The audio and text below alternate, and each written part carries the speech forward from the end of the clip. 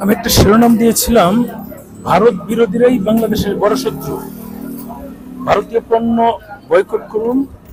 এটা নিয়ে একটা শিরোনাম দিয়েছিলাম। সেখানে যেটা মানে গতকালকে প্রকাশ, এখানে অনেকই নেগেটিভ মন্তব্য আসছে। আমি আসলে মূলত দিয়েছিলাম যারা ডাবল এন্ট্রি ভিসার প্রবলেম ফেস করছিল, বিশেষ করে ভারতে গিয়ে দিল্লিতে গিয়ে যে এম্বাসি ফেস করতে হয়, সেই বিষয়টার নিয়ে আসলে মূলত ভিডিওটা দেওয়া ছিল।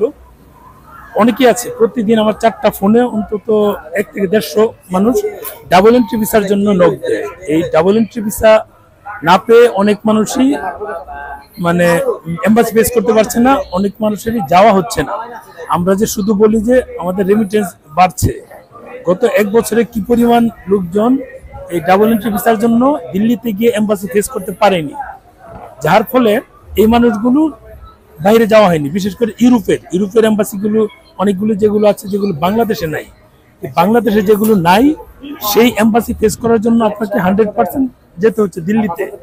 যদি দিল্লিতে যেতে হয় তাহলে ওই ক্ষেত্রে আমরা যদি ডাবল এন্ট্রি ভিসা না পাই তখন কি করব? ডাবল এন্ট্রি ভিসা না পেলে আমাদের যাওয়া হচ্ছে না। আমরা যেহেতু বড় বড় গল্প বলছি যে রেমিটেন্স আসছে অনেক, কারা পাঠাচ্ছে, এই মানুষগুলো যদি রেমিটেন্স না পাঠায় এবং তারা যেতে না পারে তখন অবস্থাটা কি হবে?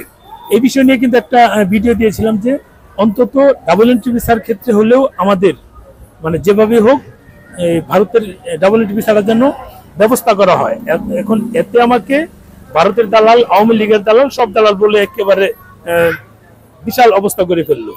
এখন আমাকে দালাল বলে কি আমি দালাল হয়ে গেলাম? যে মানুষগুলো আমাকে প্রতিদিন ফোন দিচ্ছে, আমাকে প্রতিদিন নক দিচ্ছে যে একটা ভাই ডাবল এন্ট্রি ভিসার ব্যবস্থা করে দেন, যদি মেডিকেল ভিসা দিয়ে যায় দিল্লি থেকে প্রতিদিন 20 থেকে 25 জনকে ফেরত দিচ্ছে। কেন দিচ্ছে? মেডিকেল ভিসা ডাবল এন্ট্রি কাজ করতে পারবে না, অর্থাৎ এম্বাসি ফেস করতে পারবে না, যার ফলে ফেরত দিচ্ছে। এটা কি হচ্ছে? বাংলাদেশের আলটিমেট কি হচ্ছে? সার্বিকভাবে লস হচ্ছে না লাভ হচ্ছে?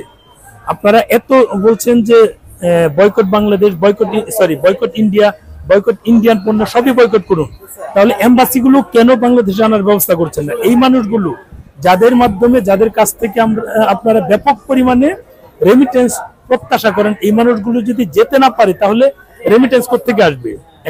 সর্বশেষ একটা কথা বলতে চাচ্ছি যে পাগলের চোখে পুরো পৃথিবীটাকে পাগল মনে হয়। একটা ছেলে আমাকে নক দিয়েছিল, কমেন্টস করেছিল নেগেটিভ, যে ইন্ডিয়া বয়কট, ইন্ডিয়ার পণ্য বয়কট। তখন তাকে প্রশ্ন করেছিলাম যে আপনি কোন দেশে থাকেন? তিনি বলল আমেরিকা। আমি বললাম যে আপনি আমেরিকা থাকেন বলে পুরো বাংলাদেশ আমেরিকা হয়ে গেছে, এটা ভাবার কোনো সুযোগ নাই, এটা মাথায় রাখবেন। পুরো বাংলাদেশ আমেরিকা হয়নি, এটা হচ্ছে মূল বিষয়।